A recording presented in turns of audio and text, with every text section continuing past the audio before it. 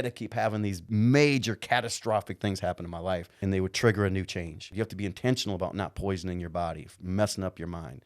We met through a network marketing company. What got you started in that particular industry? My first felony arrest, I was 15 years old. My final felony arrest, I was 24 years old. Look at the reincarceration rate. We are doing a horrible job. If you check the box, you're not getting the job. These people have paid their debt to society. Why do they end up back in prison? It's because we're slamming doors in their faces. People do come in with that lottery mentality. It's hard to deny because the reason why people come in with the lottery mentality is because there's lottery type income. In 2014, it was like $30,000 a day coming in my bank account. Man, that's kind of lottery money. I never wanted the money for money itself. I wanted freedom, man. Look, man, if I never made a dime, what I became in that process, it made me more valuable as a person, as a man. Don't try to be what they think you should be.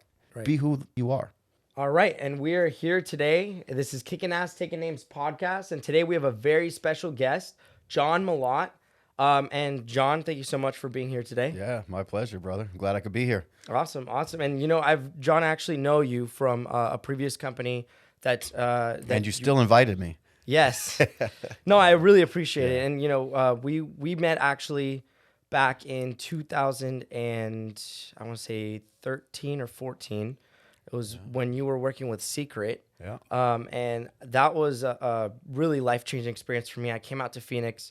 I was living in Seattle at the time, and I went with 3 or 4 of my friends. We all got in a car. Yeah. They said, if you want to make a difference, if you want to make a change, come to the convention. That's where you get all of the knowledge, and that's where you're going to get the biggest impact. And so we invested in ourselves. We decided to go out. And so we saw you, and I know connected with you there. Yeah. And then reconnected with you this last Super Bowl weekend. And so I really want to appreciate that you came out today. And on top of that, I know that you've had a long history in direct sales, and that's been where you've built your career. And there's a lot of things I want to ask. So first, I want to say thank you. And I also want to ask you, what is it or who is John Malott? Man, it depends on the year, and sometimes it depends on the day. Who I am. I am an entrepreneur. I'm a father. I'm a husband. I'm a leader. I'm a very passionate and purpose-driven person. So, I get my hands on something, and I don't let go until it's completed. I'm dedicated to this. I believe there's 3 phases in our life. It's success is the first phase, where we're all trying to hustle and make some money and figure out our place, and success is very, very personal and selfish in a lot of ways. The next stage is significance. Significance is where it's not as personal anymore. Now it's about succession and successors, and it's about who am I benefiting, who am I becoming, who am I contributing to. And I feel like we went through that in a big way. Secret was a big part of it. So it's interesting you say that, because Secret, we had 327,000 distributors on our team. Right, I mean, I would show up to arenas with 30,000 people in South Korea, and we were filling auditoriums. So that was a big part of my significant movement, where we were creating millionaires. We were popping them like popcorn. But for me now, it's legacy, man. I don't do much that I don't want to do. I don't do much that doesn't have a meaning or a purpose or an impact. And I'm starting to discover that this part of my life may be even more selfish than the early stages, when I was trying to get out of the hood and I was trying to get out of debt and all that, because creating a legacy, which is the third, which is without you, I'm starting to think it's more selfish than when it's with me, because now I'm so obsessed with what are my children's children going to think about me? And maybe that's a little bit arrogant, self-centered. I don't know. I don't want to be the dude that 2 weeks after I'm gone, nobody talks about me again. Right. So, but now that I'm evaluating, I was like, damn, maybe I'm just a little self-centered on this shit, and I didn't even realize it. Well, I mean, let's go back to the beginning. So how did you get started? I know we met through a network marketing company and relationship marketing and direct sales. And that's like a really big part of a lot of people's, journey to success. I know that I started at 18 yerold old, started working in direct sales. And I know that transformed me forever. I know that that's when I watched the Zig Ziglars and the, Jim Rohn and all those tapes. And you sit there and you look at it like, I don't know anything. right? Like you walk in, like I don't know anything. Like where do I go? And a lot of times people get guided to go to like a network marketing company or a relationship selling company. And I remember reading Mark Yarnell's, your first year in network. I knew Mark personally. He was working with dude. similar product actually of what you're promoting now with OSnap lifestyle. Yep. And I just thought it was like a huge, crazy experience, like the highs and the lows and all this stuff. But I guess the first thing I want to ask, and I know this is kind of going backwards, but what got you started in that particular industry? That's really well, because I had two choices. It was bum or entrepreneur, and I already did bum very, very well. You go back to, when I was coming up, my first felony arrest, I was 15 years old, man, and my final felony arrest, I was 24 years old. And you got to realize that, especially during those times, entrepreneurship wasn't cool like it is today.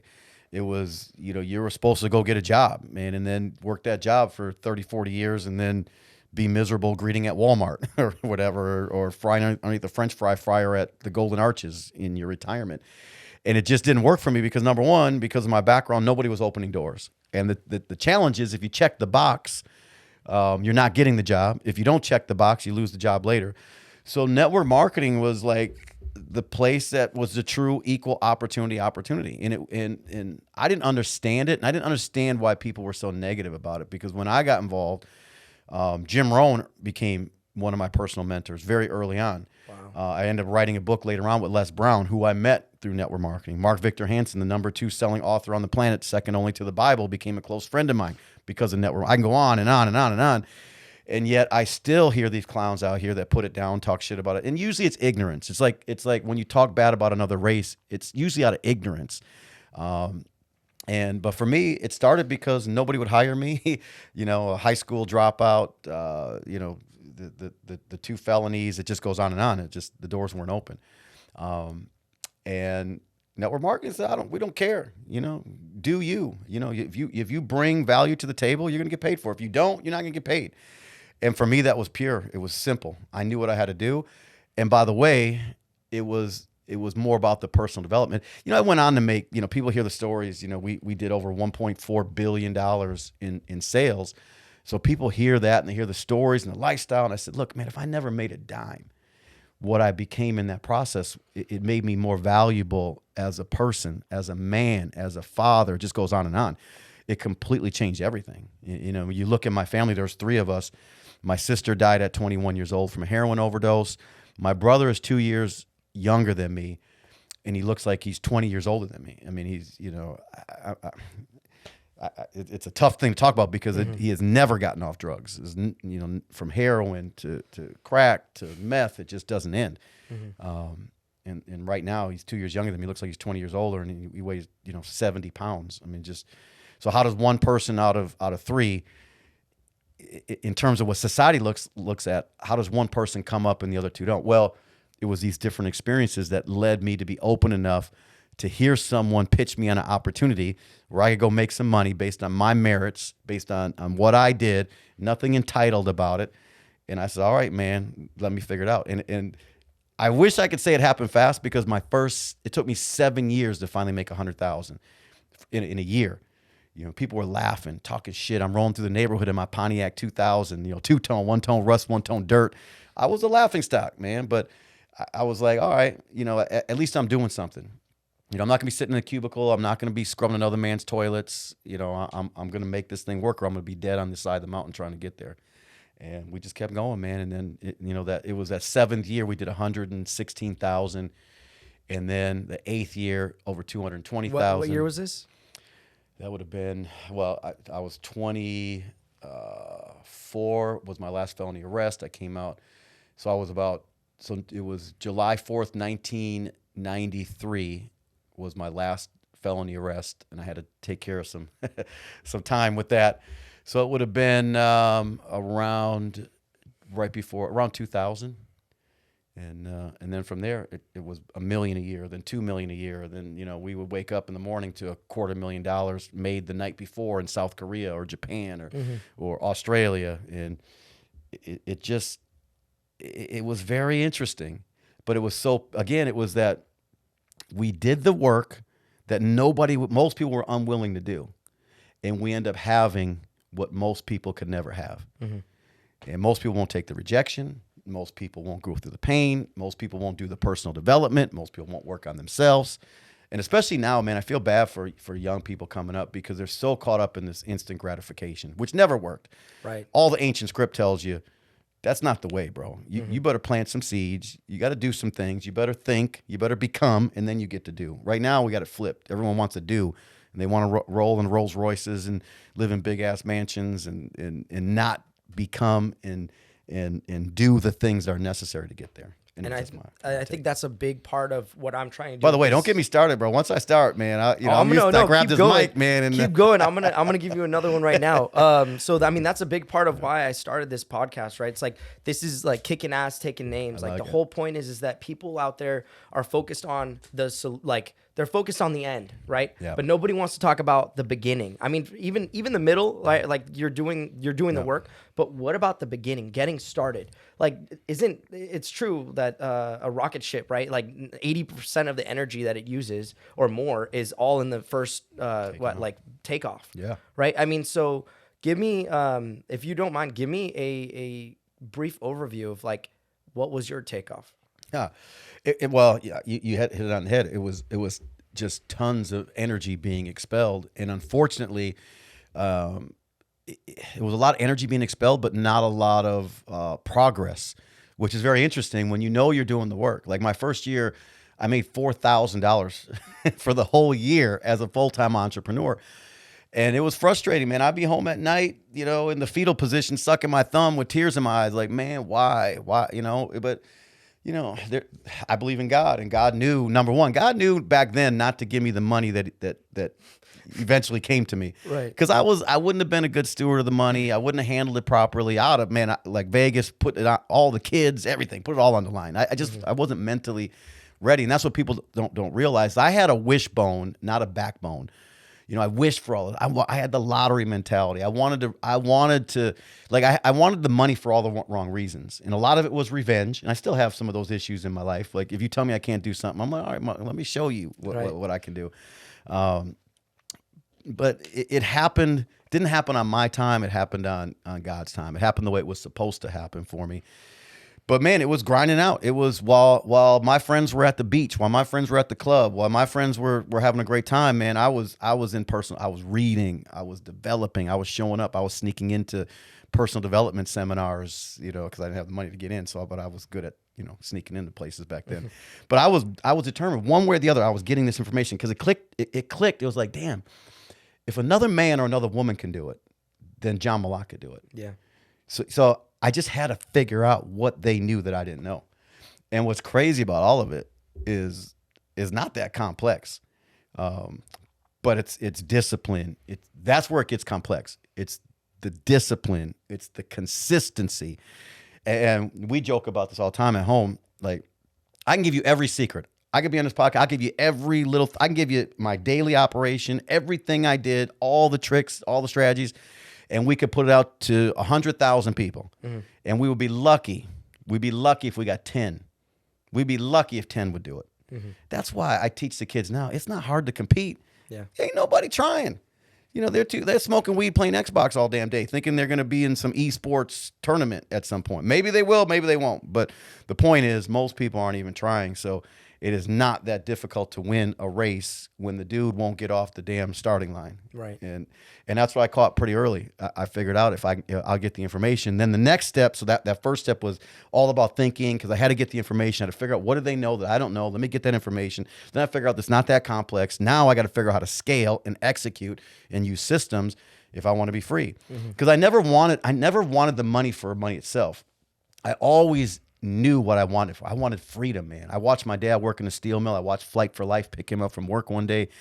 I watched my mom stressed out, and she left the entire family, and it was mainly because of the stress of her work environment. We couldn't get near her on a Sunday night because she had to prepare to go into battle on Monday morning to go to work. So I knew going into work was not the thing I wanted to do. Mm-hmm. And I'm not built for taking orders anyway, so I knew there had to be a better way. So I continued to work on myself until the shit happened. And then like once you have the formula, then you what we call master the mundane. Right. do the same. I just did the same boring stuff day in, day out until it clicked. And then when it hit, it duplicated well. You know, in secret, I had 327,000 distributors on my team, right, in 8 countries, man. So I was one of them. Well, thank you for your contribution, brother. I hope you got. It sounds like you got something out of it, man. I did actually, and it was just like really interesting for me because I went in with the mindset that I was gonna get rich in 3 months, and I came out with the mindset that this is gonna take a lot longer. But I do see where the mindset that they preach is the goal. Like the whole process is who you become in the process. Man, that's it. Well, think about it. Like, so you get in secret. What year did you come in? 2013. Oh, so you came right. Like we were 2014. We're the number 1 company in terms of percentage of growth. I mean, we were killing it in every category. But people do come in with that lottery mentality. Yeah. They think I'm gonna get rich, like, because it's hard to deny because the reason why people come in with the lottery mentality is because there's lottery type incomes. Right. You know, I'm in 2014. You know, it was like $30,000 a day coming in my bank account. Man, that's kind of lottery money. It was like that was happening. I was hitting bonuses for $100,000, $200,000, $250,000. Yeah. Just the money just was flowing, and so that people see that, and then they come in and say, "Well, John Malott's a clown. Like this dude's a goof, whatever."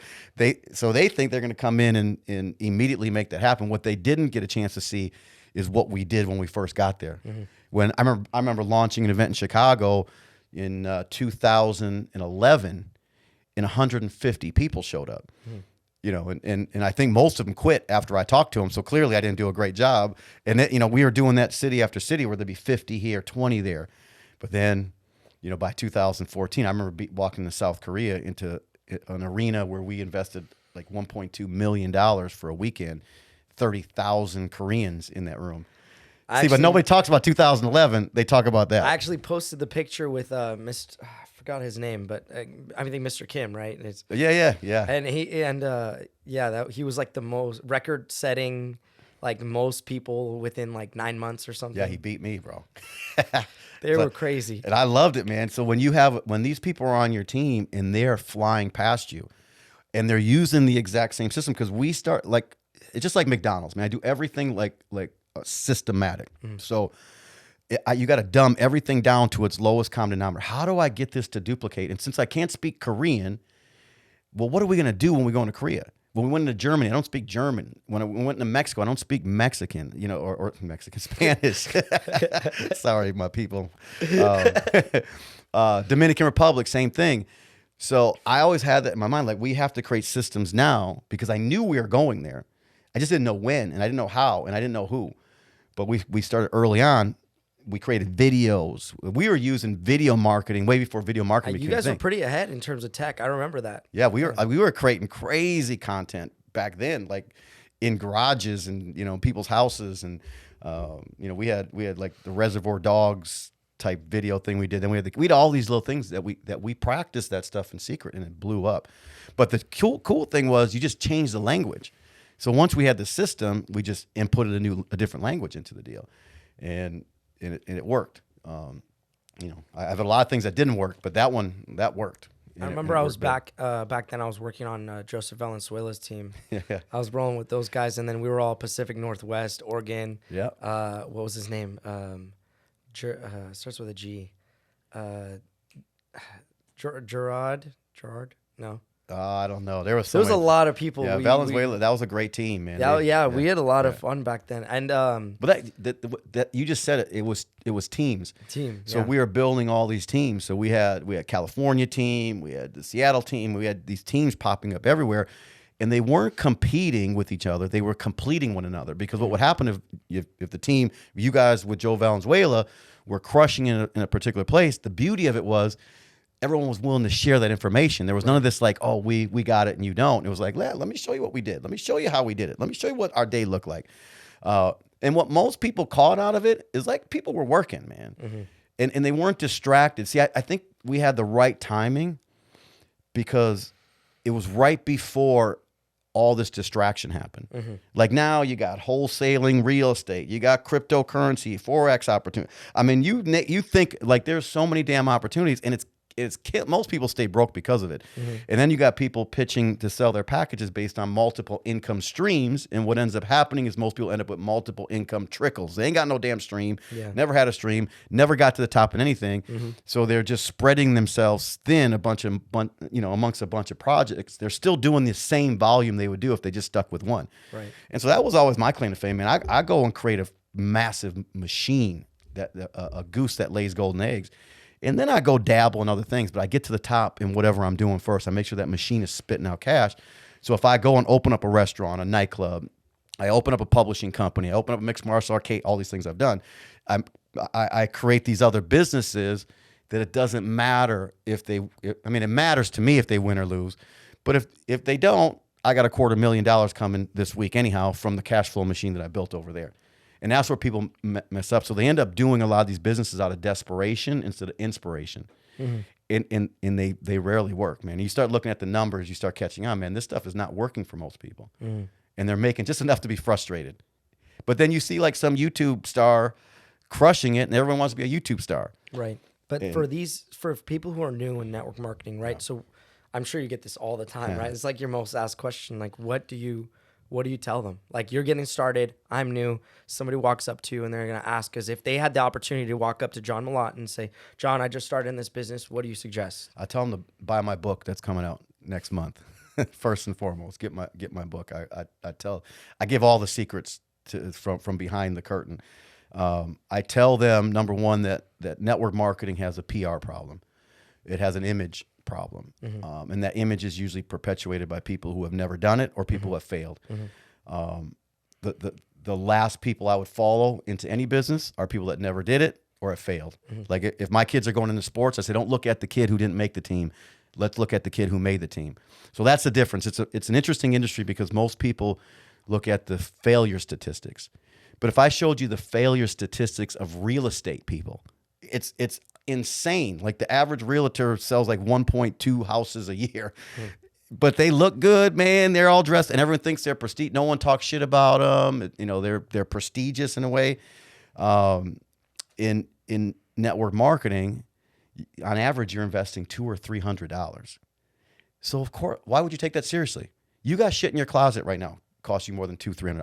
I've been on bad dates before I was married, cost me more than $200. No possibility of return. You know what I'm saying? It's like, so you have this business that has the potential to pay out millions, and there's documentation of that all over the place. They're everywhere.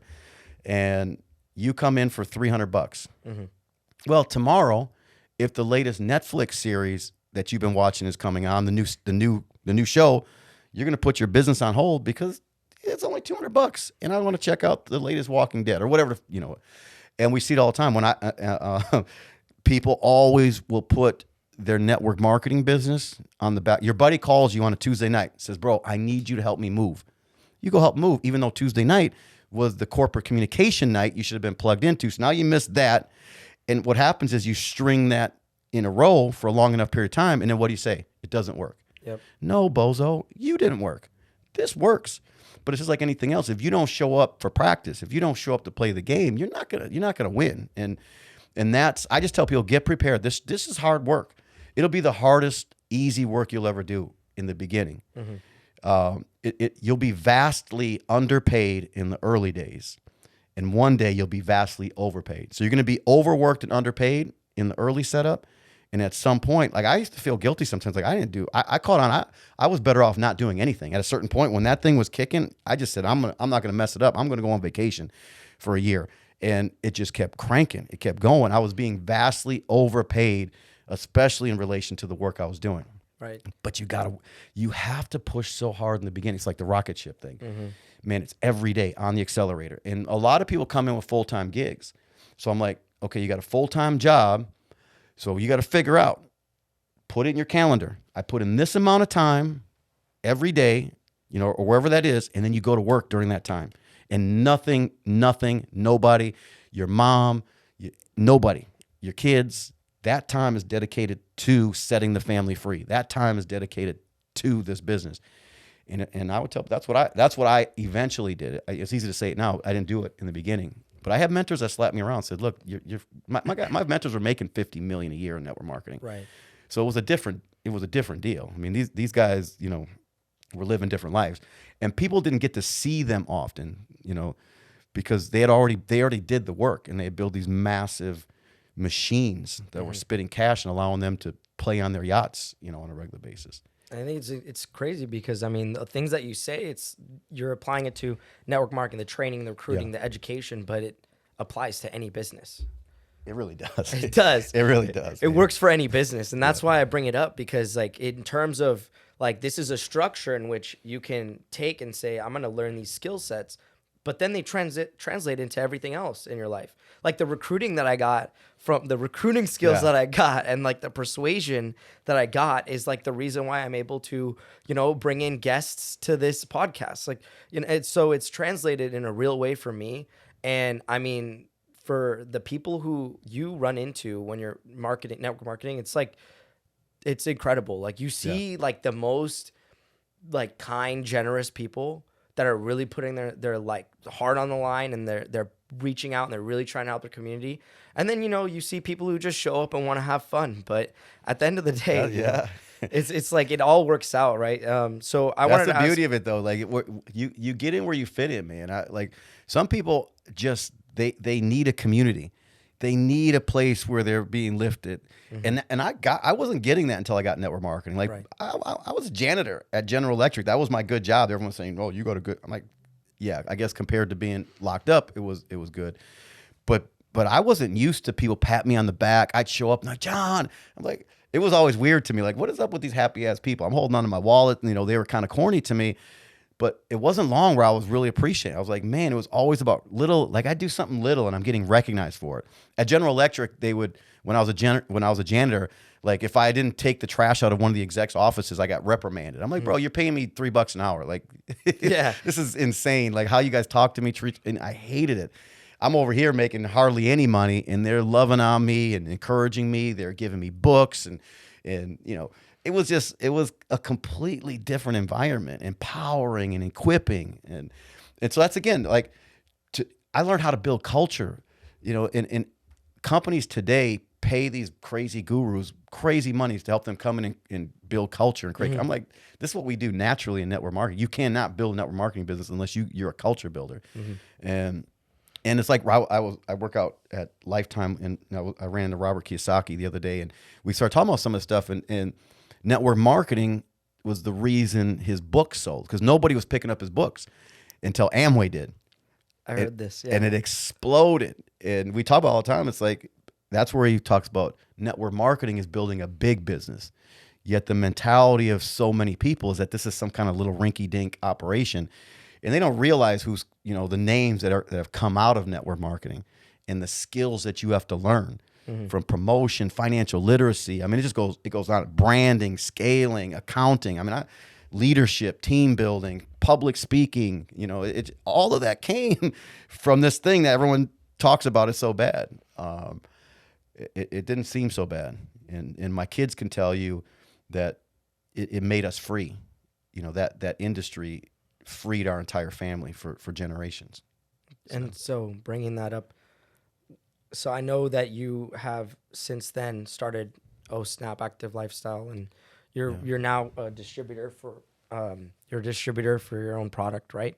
Yeah. And so what's you guys' current what's your current focus and goal? Well, I went into this reluctantly because I have a passion, and I have a love-hate relationship with the industry for a lot of reasons. Because number one, there is this lottery mentality people come into. There's a misconception of what it is and what it's about. And I had a platform, and I have a platform that allows me to get on big stages, outside of network marketing. I get a chance to defend the industry in ways that I wish somebody would have been defending it when I was coming up. So when I would talk to my partner, who does billions and billions in revenue in the industry, $1 billion a month type stuff, I kept complaining about some of the things I would see that was happening inside of our industry. And he kept saying, well, go do it then. Go start a company. If you don't like it, go start a company. No, I'm good. I like my life. I like my lifestyle. Eventually I gave in, and we launched OSnap Active Lifestyle, which really was, in what it is it's a cultural movement. It's a safe haven for someone who wants to become a world-class entrepreneur. and maybe they don't have the money like I didn't have to go and get the information, or try to go hire a Gary Vee to teach you. Like, you can watch Gary Vee all day tell you to go to rummage sales and hustle your shit on eBay, but it's a whole nother thing to, drop $100,000 to get in front of Gary and have him help you structure stuff. So we take that information that these gurus sell, the Grant Cardones and the Ty Lopez's, all these guys that I put on our stages, I've been on their stages, I've become friends of ours, and we give it away in our community. So my role is, like, you join us, you just show up. I have an app we built. It's got 400 courses, from stress management to culture build. The stuff that I've paid for from gurus that were selling the shit for $2,000, $3,000 for a course. We took it all and we give it to our team. Right. And then we our tagline is transforming minds, bodies, and bank accounts. So everything we do is get the mind right. If you get the mind right, you'll get the body right. I'm in my 50s right now. I got more energy, more stamina, more life in me than I had when I was in my 30s, because I figured it out through my mind. I could change my taste buds, because my taste buds were killing me, just like they're killing most Americans. I was eating everything had to taste sweet, had to taste great, and that shit is killing everybody. Statistically speaking, we're on this next generation has an 11 to 20 year decrease in lifespan because of carbohydrate addiction to the max. Try to give a 5-year-old a piece of broccoli today. Watch what that kid does. I mean, so I realized the first thing we got to do is we got to educate people on what they're doing. We talked about it earlier. When it says 0 sugars, that doesn't mean healthy. That means they just replace it with some fake sugar like sucralose or aspartame. And you're killing your gut, and this stuff has ramifications and linked to cancers and leukemia and shit like that. But no one's thinking about it because the big thing says 0 sugars. We think we're doing something good. So we created products that were completely, even nutrition companies, man, they're delivering gummies, which if you're lucky, you're absorbing 15% of that piece of wax and sugar. But they knew that we're so addicted to the taste. Throw some sugar put 4 grams of sugar on a gummy. Put 4 grams of sucralose on a gummy. Say you put a bunch of vitamins in there and people think they're getting healthy. No, your waistline hasn't changed. You're still lethargic. You still have a hard time going up a flight of stairs. You're not getting to the root of the problem. So that's why we created a company it was not about bullshit. It was like, we're gonna spare no expense when it comes to the ingredients. But the first thing we're gonna do, we're gonna work on the mind. We're gonna educate the marketplace on what's actually happening. Just like bottled water, we're drinking bottles of water. If my grandfather is probably rolling over in his grave, like, how are you motherfuckers paying for water? Like, we would drink out of the hose, out of the tap, but these big corporations started to educate us on what tap water bad, bottled water good. Who do you think owns the bottled water companies? Nestle. Look at the billions they bring in from this stuff. And so, look, I realize what we're doing now is an education process. So first is education, transform the mind, get the body right. Once you get the mind right and the body right, then the money's the next one. So transform minds, bodies, bank accounts. That's what we do. And we do it every single day, and we're building a big-ass army. And soon, we'll just like in secret, we'll launch in Mexico. Then we'll go into Europe. We'll go into Asia. I lived in Australia for a while, and we'll take it all over the world. So it's a movement first. It's mission-driven first, and the money always comes if you do it right. And look, I'm thinking of Penelope, who we just talked to last night. This lady hasn't been in the gym since 1990. And just being in our environment, she felt compelled. Now she's in there every day. Ashley Crowley lost 35 pounds. We're not a weight loss company. My guy, Richard Townsend, 115 pounds lost, healthy. But we said, this is not a diet or a fad. This is a lifestyle, bro. Right. Change your lifestyle, man. You won't be on this roller coaster all the time. Yeah. And that's what's happening. We're bringing in professional athletes left and right. Professional boxers, they're popping our snap and they're knocking bugs heads off. I actually had a pro boxer, WBC contender Rais Alim on the podcast, and so he's fighting for the bantamweight championship very soon. Actually, shout out to Rais. Yeah, Edgar. I have a deal with Boxer Gym in Miami, massive gym out there, and they have a vending machine in there where they sell our products in the vending machine. So, anyways, word is spreading, and we just keep doing what we do. So right? Yeah, I'm looking. Sorry, I gotta do a quick brief because I'm sometimes you get lost and it's. No, I understand, bro. I got ADD and 5 other conditions. So. Yeah, I'm not looking at my phone for other reasons. I was trying to figure out. It's your show, man. You do what you got to do. Yeah. So I'm still in my first 10 episodes. So yeah, that's awesome. Yeah. I did this for a while. We had the Build Your, because I have the Build Your Empire page on Instagram. So pre-COVID, we were doing tons of big events, but we had the Build Your Empire podcast as well. It's a lot, man. It's a lot. It's a commitment, and if you stick to it, next thing you know, you're sitting next to Joe Rogan. Yeah. That he's like the pinnacle. That's kind of like the goal, really. Is every podcast I'm on, man. That's the Joe Rogan's the target. My goals when I started was like to be as good as possible and perfect, and now my goal is to just get a little bit better every episode. Whatever. So, I'm sure every time you open your mouth, every time you do this, you get better. I actually. It's how it works. I feel a lot better. I feel like I'm performing better now. No, it's great. It's comfortable, bro. I feel good. So, I mean, going into, I guess we kind of skipped over your story, and I wanted to ask you a little bit about that. Do you mind telling us just like a little bit more about overcoming drug addiction? Yeah. Because that's a really big thing for a lot of people still. I know that resonates with you personally. Yeah, it's my drug addiction was the reason for so many of my problems, of course. I never forget my mother used to tell us not to smoke cigarettes while she was smoking cigarettes.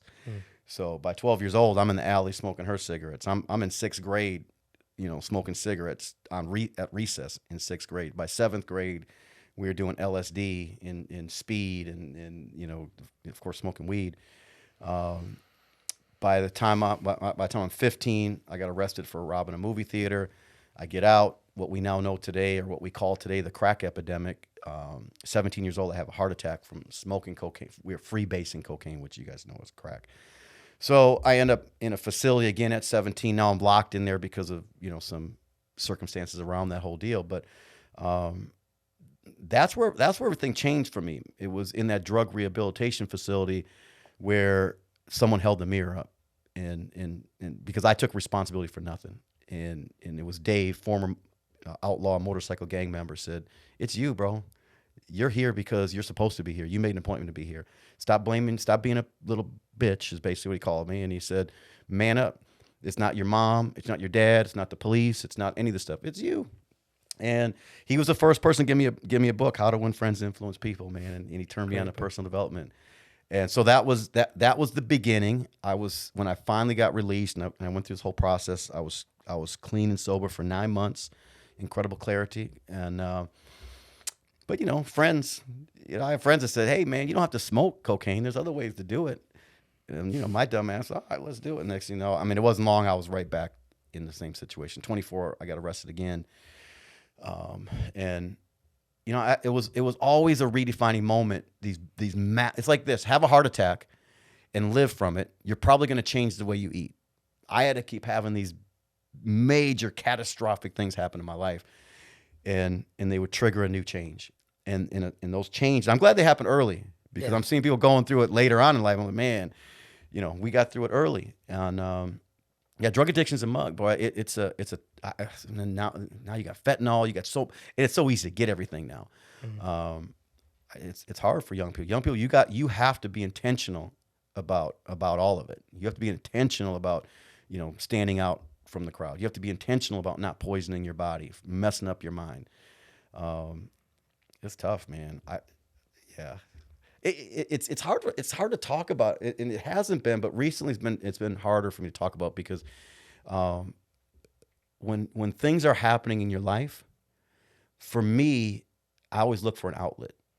So if things aren't going well in a particular area, an outlet for me has always been drugs or alcohol. Feeding one of my many addictions. And I don't hide any of it. Like, I'm transparent about all of it. That's why I don't gamble, bro. If I gambled, I don't know, man. I did gamble, and I wasn't a very good gambler. I liked it, but I kept losing. And I don't do drugs now. I'm not doing drugs right now. Is what you. So that was going to bring me into the segue of, you go from that to your company is literally OSnap Active Lifestyle. Yeah. Right? So it's like a complete 180 I do things on purpose to offset what I might do if not. Because if I tell you that what I'm about is health and wellness, I cannot operate in peace in my life if I'm doing something the opposite. You know what I'm saying? Right. So so for me to be in my 50s, health and wellness, man, what a great place to be, because I want to live a long time. I have a daughter that's 30 years old, just got married. I want to be there when she has kids. I want to see the grandkids getting married. Look, I got a long lot of life. And then you have the community too of all the people who were there, and I mean, experiencing it personally, like it was a change for me. Yeah. I was so young, I don't know what exactly shifted. Yeah. Because it's like one of those things where you're so young, you just kind of get into it. But I know I was in that direction where I'm like, okay, like this is a thing. Like, okay, I see people out there, and you really do see people out there who are struggling, and you really do see people out there trying to get better. And like that was like a motivating thing for me about that. If people understood, so the negativity around an entire industry is insane to me, number one. But where would John Malott have gone? And I can point to many other people around me. Stormy Wellington, was a stripper, in an interesting situation, went on to make millions and millions and millions of dollars and change so many people's lives. People talk shit, and I'm like, well, what would you have done with me? I was a janitor, 2-time felon. I can go on and on this stuff. Where am I going, bro? So you want to talk shit about the industry that literally saved my life and many others, but you don't have a solution. Mm-hmm. So you get tired of all the criticism and the critics. It's easy to point out a damn problem. It's easy to point something out, especially if you don't understand it.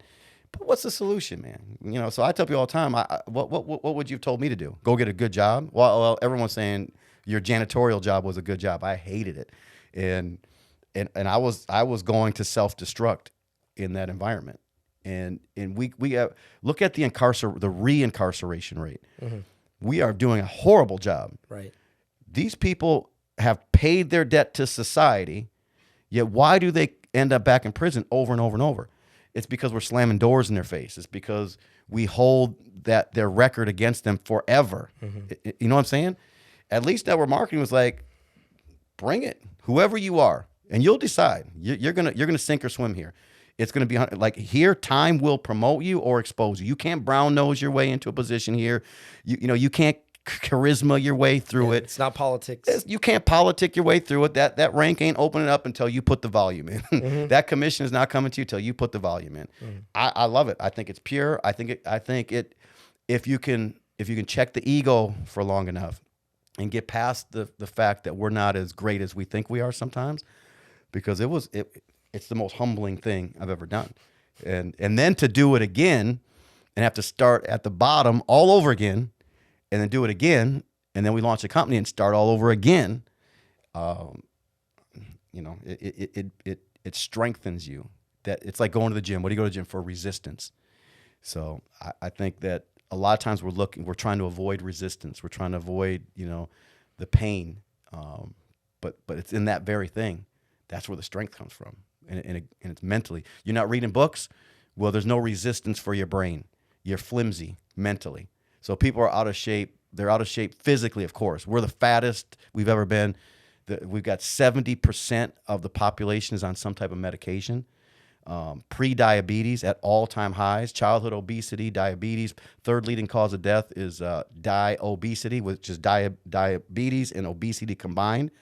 That leads to the number one leading cause of death, with is heart attack. We're doing horrible just looking at the numbers. But all that, almost everything I just said, can be prevented, can be changed.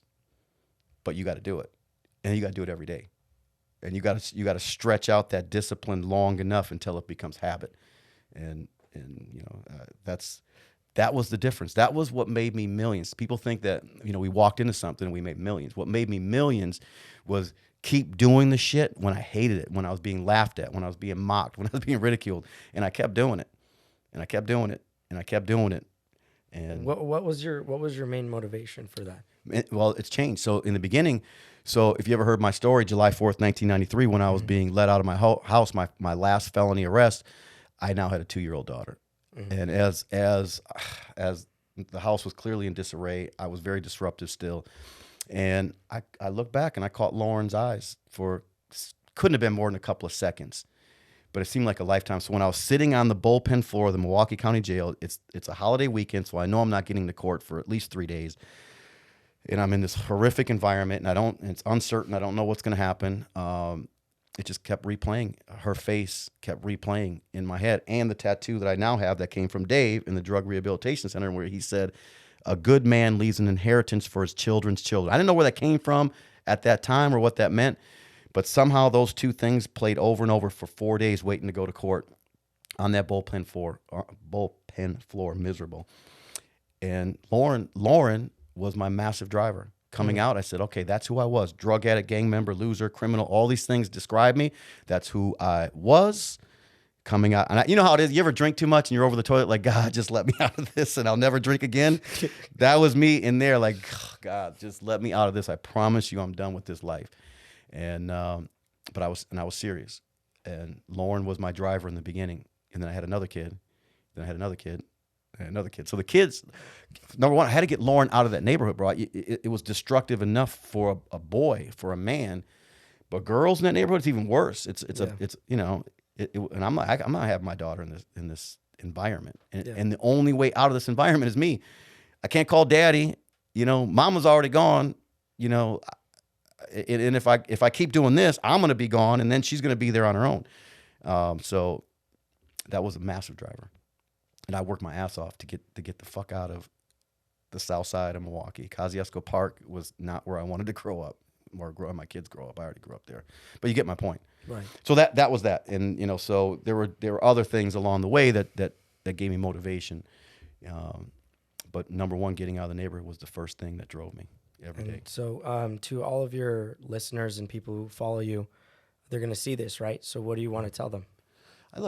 Be humble. Because I have to remind myself this all the time. Ego is the enemy. It's on my writing hand for a purpose. Because I remember when I made a little bit of money, man, and I think it was like $15,000 or $16,000. Not a lot of money, but it was $15,000 in the month, and I thought I made it, bro. Like, you know, you hear the song, "Wait till I get my money right." You can't talk to me, whatever they say. That was me. I was a jerk, man. And when I lost it all, because most people will be, by the time you get to my age, you're probably going to make it and lose it somewhere along the line. But whether you get it back or not, it's going to be a lot on how you treated people coming up. So the first time I lost everything, because I was such a jerk, the comeback was hard. Because even though people were clapping and smiling in my face because I was an asshole, they kind of liked it. You know, in private, I'm sure they're like, good. So no doors opened up. But the second time I made it and then lost it, I had a whole different mentality about it. Like, I was trying to figure out how do you come up with me? How can I bring you up? How can I help you get your car payment paid? Not that I was paying it, but let me show you what I know. Let me get you in the environment. Let's figure out together how to take care of the stresses that you have. So guess what happened? When I lost it again, the doors were opening everywhere. People were like, man, John Malott, come on over. I got this, I got that. And it was right back where I started very quickly. And so that's the difference, man. Stay as humble as you can, but be confident. Don't let people push you around. You know, keep eye contact. You know, look people in the eye. Deliver your message with clarity and conviction, and believe in what you are. And don't try to be what they think you should be. You know what I mean? Right. Be who you are. Right. And don't apologize. Never complain. Never blame, and never explain. But treat people with respect. Be humble. Anyways, that's a lot. No, that's good. That's good. All right. So talking about family, I mean, so you have 4 kids, and then you're currently married to Najla, who's in the studio. So thanks for Najla does not like the camera, but she looks the best in front of the camera, which is always amazing. If I look like her, bro, I'd be in the front of the camera all the time. You guys, I don't know if I'd have clothes on all the time, but I would be in front of the camera. If I look like her, are you kidding me? You guys have actually a pretty popular TikTok thing going on, and it's so weird. And so how's like that? How's all this? So I know we were talking about all this like 2013. Let's forward it to 2023. It's a totally different era now. People are afraid and timid to approach people, and like what do you think what do you tell everybody? I mean, technology's changed, and they still have to recruit and prospect. And all right, so we'll tie. All right, I see where you're going. So let me tie 2 things together. So the reason why I got a badass wife was because of what I learned in network marketing. So here's another hint for your audience: to first off, thicken your skin, become a man or become a woman. It works on both sides. When I was coming up in the industry, we actually had to talk to people. We had to get in front of people. We had to take rejection right directly from the person, and it was brutal. But again, it's that it made me so strong. Like I could care less, man. I probably hear no more than anybody, but I started to calculate those no's, how much a no was worth to me, because I started to develop ratios, which I learned from Jim Rohn. I developed these ratios. Like I knew, okay, so for every 13 presentations I make, I would get one brand new brand ambassador. For every 10 brand ambassadors I would find one leader. So in order to get one leader in my business, I had to make 130 presentations. Most of those presentations were people laughing, talking, whatever. It made me stronger. 5 leaders in this game, it's called over. It's called not just financial freedom, time freedom. So from that standpoint, I knew stay in the game. Now we can hide behind screens. We got social media that makes us feel like we're busy doing stuff. For every 1,000 people that I recruit using social media, it was better the old way. It takes 1,000 people recruited through social media to get one powerhouse like I got back in the day by real interaction. So that's that part. That leads me to the relationship thing. The next piece of advice I will give to people is get the right person. I never even heard like the word like toxic relationships, all that stuff until social media. But I'm sure, toxic relationships have been around forever. What I've discovered is most families are, effed up in one form or another. But if you can intentionally find someone that completes you, find someone who doesn't bring negativity into the environment. Like in network marketing, it's like, well, my wife, she doesn't like the business. She doesn't like me doing this. She doesn't like me leaving the house. I'm like, well, bro, well, leave her.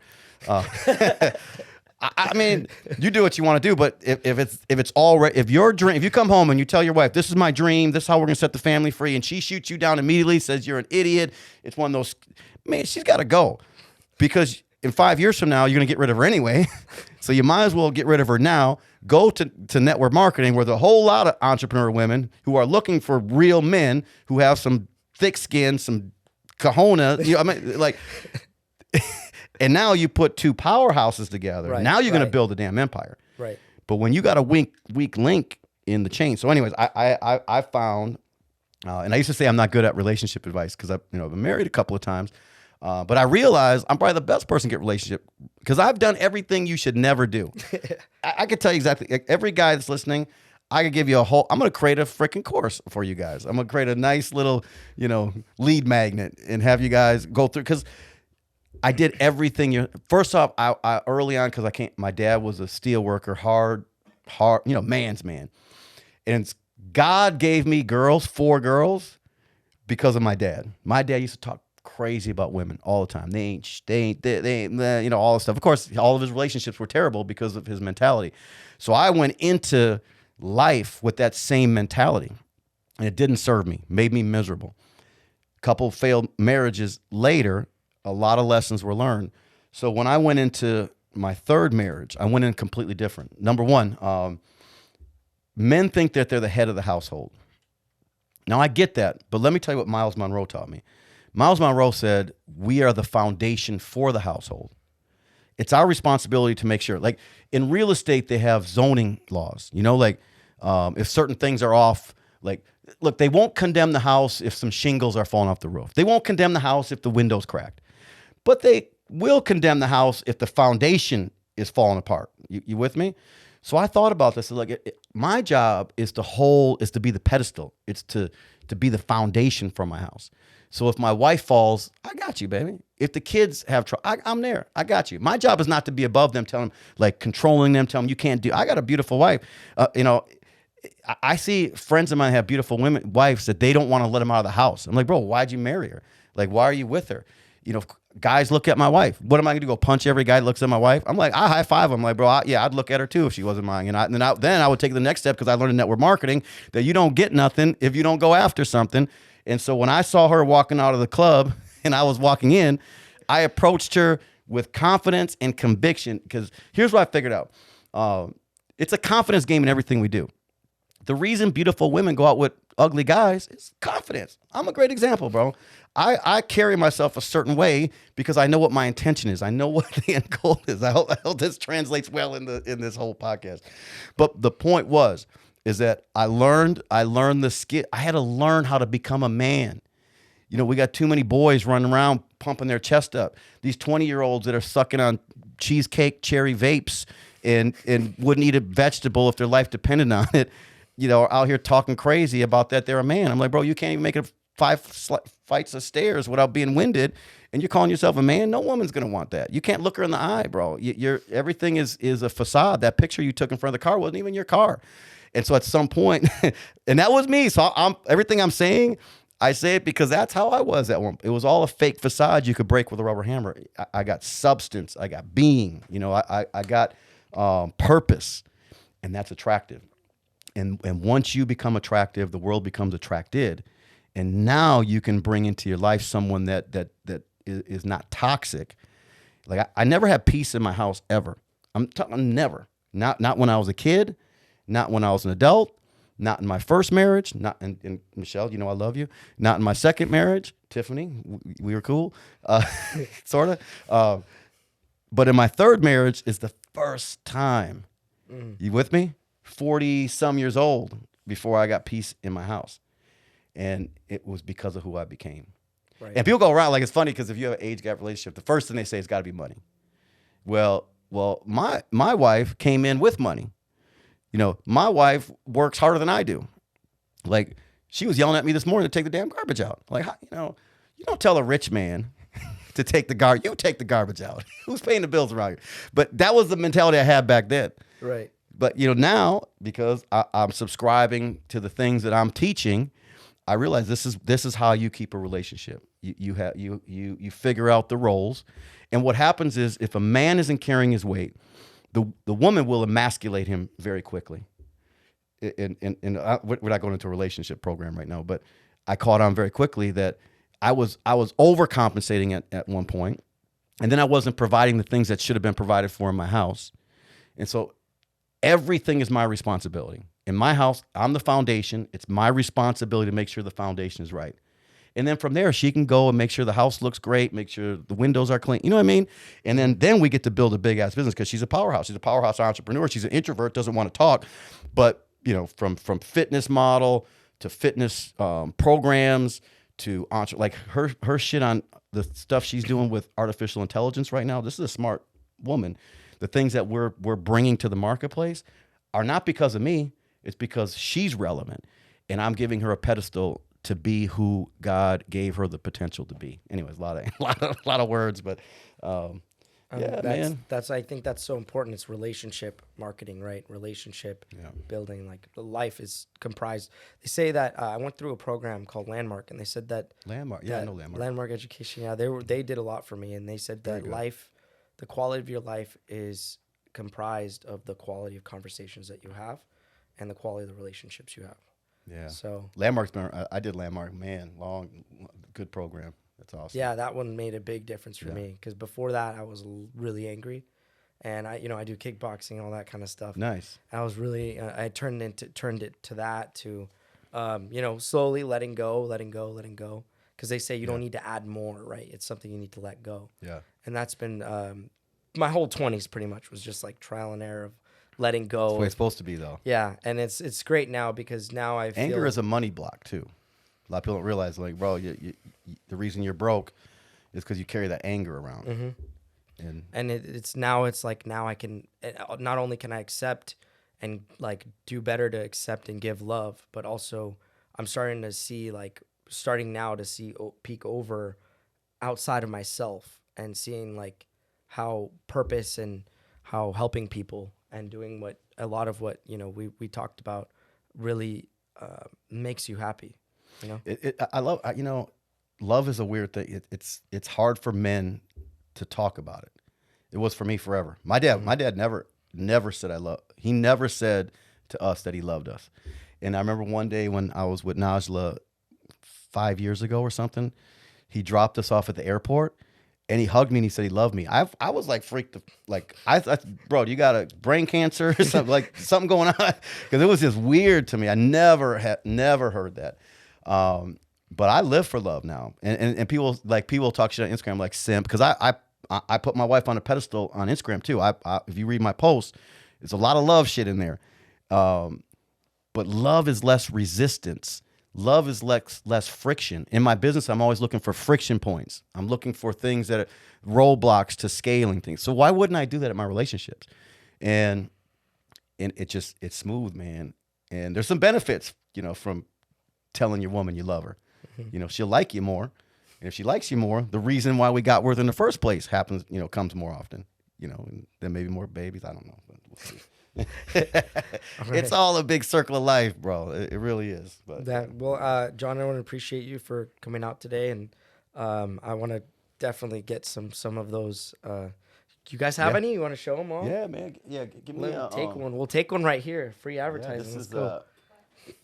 I had a Surge this morning. What flavor should I take? We have a product called Surge. It's no joke. It's the cleanest, most powerful energy on the planet. I tell people. I should take one at the beginning of the podcast. Yeah, you got man. You might have been like. It's no. Look, I crashed. When I see people drinking, my friends drinking Celsius. And I slap right out of their hands. Like, I'm in the gym, I'll come right up to them, slap them. They're like, see my intro? I was like, and I had to like balance myself after the first 5 minutes. I brought it. Oh, he needed Celsius. I wanted a coffee so bad at the beginning of this. I'm like, as soon as I sat down, I was like, give me here. Let's just all of them. Do you want to do an Andrew? Like, let me give you. So this is your next coffee, by the way. Right here. This is that is espresso in a snap. Let me tell you what that is. So compared to a Celsius is probably the best of the worst in the energy category. The reason why I say this because the zero sugars, unfortunately, they load it up with sucralose. All you gotta do is do a little bit of you're gonna end up all over your body. You're supposed to pay attention, bro, and follow my lead. I want this. Can I take this real quick? Take it right now. Take it right now. Put it in your mouth. Now just squeeze it. And what you're getting is broccoli, kale, blueberry, turmeric. Anti-inflammatory stuff. Could we have not done this like an hour ago? Like, it's a game changer. Like, I needed that so bad. Every morning. Not edit this out. Like, I needed that so bad at the beginning. But that one right there. So I went ahead because I own a nightclub and a restaurant. It's like coffee and maple syrup. Yeah, and it's so. But what you didn't get there, you didn't get any of the additives, none of the fillers. You didn't get chemicals treated with hexane. And you can do your own research on that. When I was 40 years old, I had a major health, like I was preparing to die. And when we did blood tests, they were finding chemicals in my blood that you find in energy drinks. Mm-hmm. And also chemicals that are used to, like what we use to treat seed oils, hexane, chemicals that we use in making perfume and plastics and rubber were in my system. And I was dying, literally dying. And the traditional medical system was not working, crazy amounts of money on pharmaceuticals. I was getting worse. I needed new pharmaceuticals. I was like, this is not fucking working. A friend of mine says, go see a naturopath. I'm like, what? I don't even know what a naturopath is. It's like some kind of witch doctor. Plants are going to say, whatever. This lady puts me on watermelon, pumpkin seeds, saw palmetto, zinc, vitamin D, magnesium. She said, you're just deficient in all these different areas, and you're carrying all these chemicals around because I own the nightclub. What do you think I'm doing all day? Red Bulls in the morning, Red Bull vodkas at night. And I'm eating like crap all the time. And I was literally killing myself. And she, within 45 days, that's when I knew my life is going to completely change because I'm going to take this seriously and I'm going to live forever. And I'm going to go get me a 20-some-year-old wife. And so it all was a big and then circle. You have to have more energy. You'll fall asleep. You don't need Viagra when you got when you're 50-some years old and you got a 20-some-year-old wife, man. That she is the Viagra. Anyway, that's a whole nother topic, I do have 14-year-old sisters. So I don't know if I'm gonna. Yeah, that's all right. That's all right. So what I did there, we created 4 products. So the one you just did is our alternative coffee because coffee is the most tampered with food product on the planet. All you got to do is look at conventional coffee. More pesticides, fungicides, herbicides, and all of it is genetically modified because they cut down the jungle where it's naturally supposed to grow so they can grow it in sunlight. Big fields means more crops. Big fields also mean the natural preservatives, which are the bugs, the lizards, and things like that eat the enemies of that plant are no longer there. So you have to spray the shit out of it now. The reason the FDA doesn't say anything is because in that tiny dose, in that 1 cup, not a big deal. The challenge is I don't know many people that just do 1 cup a month.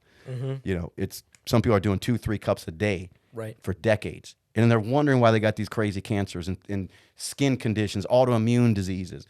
So we created that product right there to go head to head and say, look, you can get the same mouthfeel, the same taste, the same energy you're looking for, but without the cheap, dead, black, roasted caffeine that they're giving you, without all the chemicals and the pesticides and all that. So vegan, sugar-free, dairy-free, gluten-free, GMO-free. He's trying to hit me now. Nothing you don't need. And you won't have a crash. You won't do that Celsius crash or that Red Bull crash. Yeah, that again. was really, we should have done that an hour ago. I'm sorry. Next time, look, I don't come in, kicking doors down saying, try my product, because I believe everybody will be on my product at some point. This one here is our organic greens, 18 organic green superfoods, multivitamin. We put a formula for the brain to replace Adderall. Is that one gonna do what this one does, or that one's different? This one's different. Don't do them together. I tell all of our. I'll leave some here with you. Do them separate. Okay. Because there's a ton of B vitamins in there, and there's a ton of B vitamins in here. Because what you're doing this, stress is eliminating B vitamins, drinking, just living. So you got to be constantly replenishing them. Anyway, so snap it, sip it. I just got 18 organic greens.